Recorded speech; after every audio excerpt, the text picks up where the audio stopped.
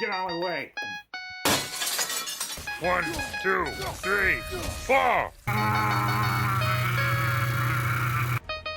Alright. Oh, fucking. What the fuck?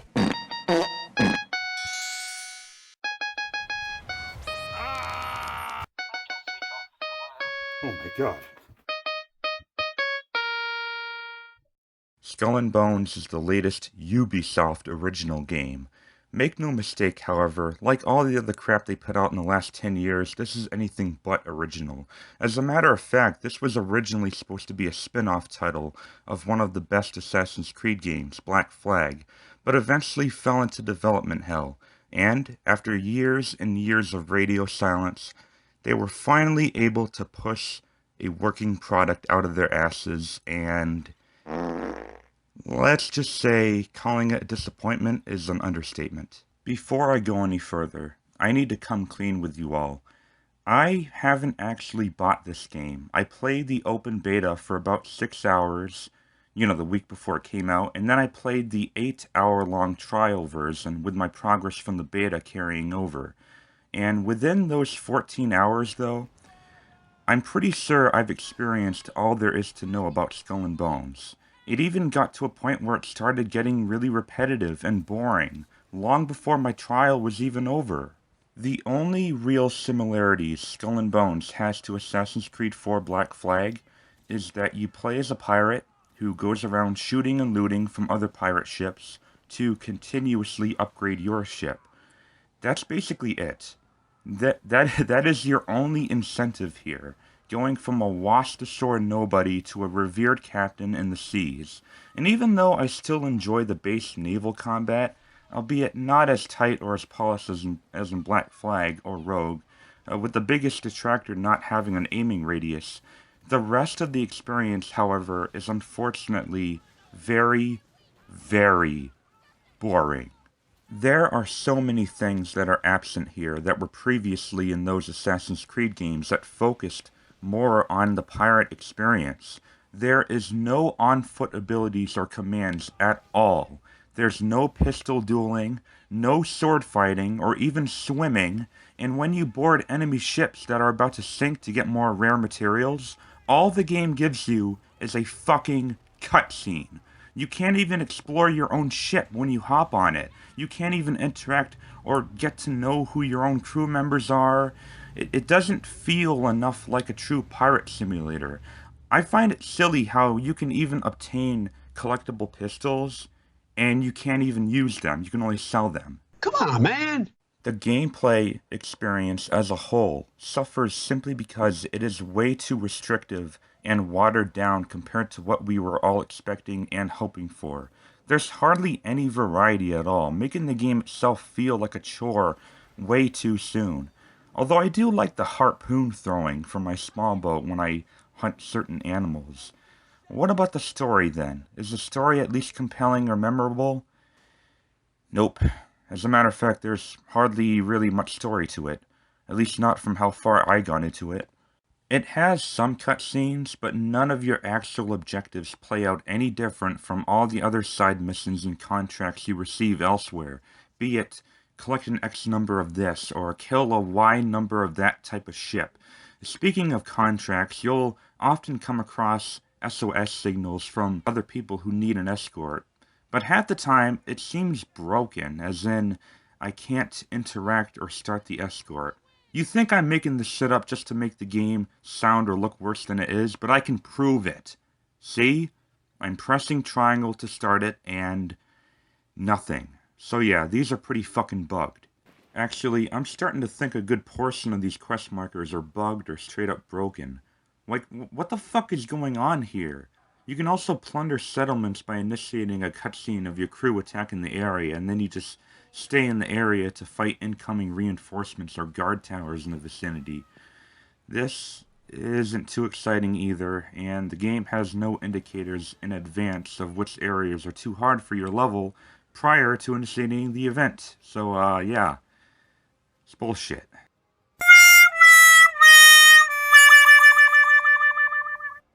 But you can also choose to trade goods with most of these settlements, as well as get off your boat to explore certain inhabited areas on foot.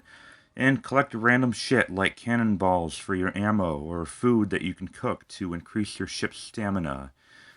Yeah, apparently your ship is a living being. You will also find notes and letters that I guess is supposed to add some lore to the game. I don't know, and frankly, I don't give a shit. Jesus, what is up with the movement and animations though? It feels so janky, just trying to control my dude. And why does he always look like he hobbles in pain when running down steps? At the end of most explorable lands are these weird looking Blair Witch fucking flaming bonfires you interact with to make your ship travel faster or something. I never noticed any difference. All I know is when I see my guy throw weird green powder he pulls out of his dry ass cock, it reminds me of that scene in The Departed where Jack Nicholson tosses cocaine for his bitch to blow.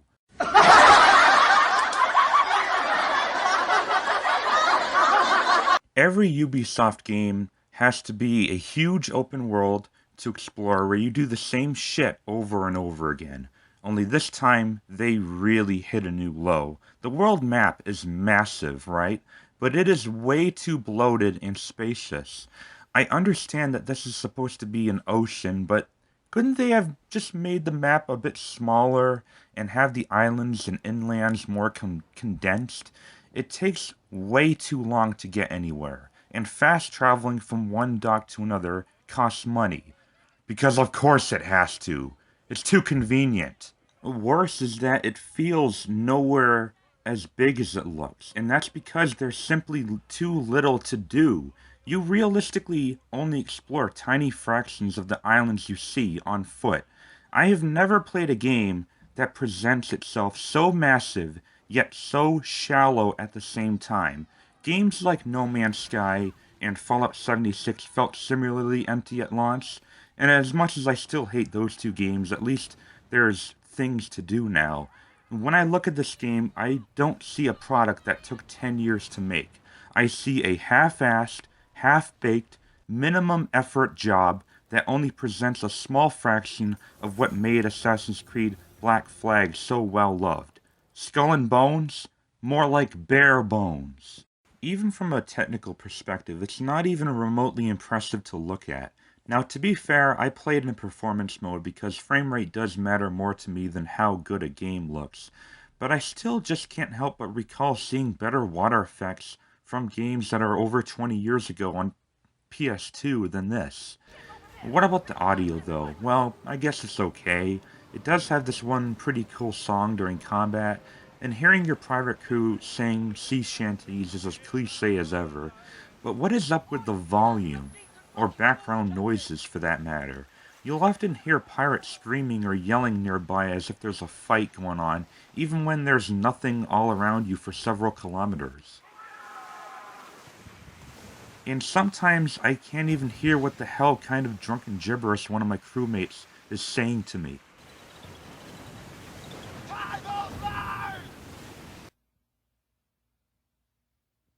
What?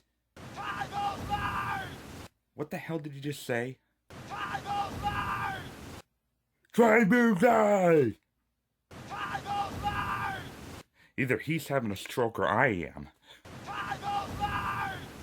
Try to die!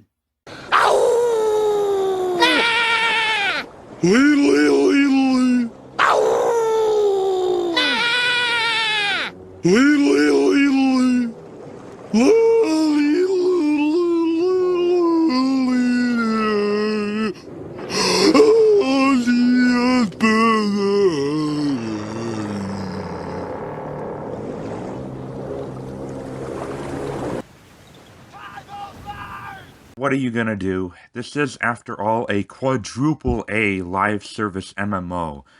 Yeah, I really don't know what Ubisoft meant by that. If they were trying to make it sound like this is the next big evolutionary step in gaming, they fooled no one.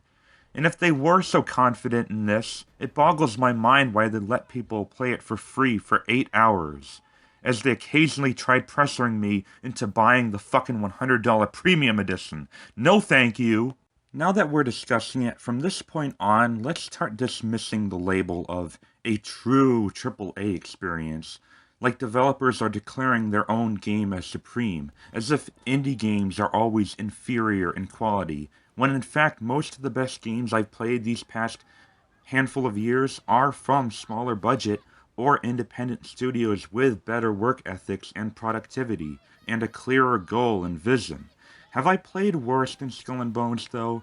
Absolutely. I've played far worse. I know I've basically been trash talking the game this whole video up to this point, but there are a few things I really believe this game nailed successfully, like the inventory management, transferring items between cargo and storage, and the risk you take of losing it all if your ship gets destroyed and you can't get it back if you die again, adds a sort of Souls-like element to it. There is also a vast amount of customization options for both your character and your ship. However pointless or unnecessary some of it seems, and it does kind of suck how certain cosmetic sets require real-life currency because paying them $70 just isn't enough apparently. Whatever. Despite hating the endless gameplay loop of grinding, farming, and harvesting for materials and valuables, I really love that feeling I get when I am able to upgrade my ship to the next level, whether it be more powerful cannons or better reinforced armor. Upgrading to the next tier can often feel exciting and encourage you to play for a bit longer and get out there. It has a strong sense of progression and almost makes all the grinding feel worth it. Almost, right? But my biggest round of applause, though, has to be the reputation system. Everything you do, from plundering ships or bases, killing other players, or discovering different regions and trade routes, or by simply completing all the contracts, it all rises you up the ranks as you make a name for yourself, and it changes how the world treats you and opens up new NPCs when you get their attention to interact or trade with. I love going back to the home base after every level up. Everyone there cheers you on. It's so cool. You show mettle, young knight. But if you come back without ranking up again, sometimes they'll laugh at you? A sorry sight, aren't you? I'm sorry, but I fucking forgot to get something. Assholes. And I don't know if it's a bug, but sometimes I just won't be allowed to talk to someone that I had just previously interacted with. Like, does the game sometimes forget my rank or something? That can be annoying. But yeah, other than that, really great job with the feeling of progression as a whole in this game. It's one of the few things that does really well. And unfortunately, that's kind of all there is for me to say about this game in the 14 hours I spent playing it without needing to waste a penny on it. And to be honest, I think I'm good. I'm satisfied. I'm not really interested in playing some more anyway. I feel like I truly had a taste of everything there is, and for a $70 open world online game, that's just not good enough to justify its asking price. There are glimpses of enjoyment here and there, but perhaps the worst thing about Skull and Bones is not how bad its lows are, it's how its highs can often only feel serviceable at best. My final score for Skull and Bones, for now at least, is a very middling 5 out of 10, and honestly, that might be a little generous. You ever hear the term as wide as an ocean but as deep as a puddle? That's basically what this game is. In the most literal sense, too. The combat itself is fine, and the sense of progression can often feel nice, but it's everything in between that is just such a chore to push through.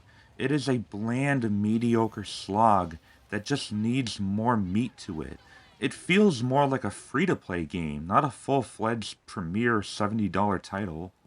In order for me to ever really want to go back to it, there would need to be some major gameplay overhauls, like having actual on-foot sword fighting, dueling, and boarding gameplay instead of the same lazy cutscene every time, and more variety to the quest lines, and put some more heavily story-driven ones in there, add some more PvE events, improve the matchmaking, and by extension, the community.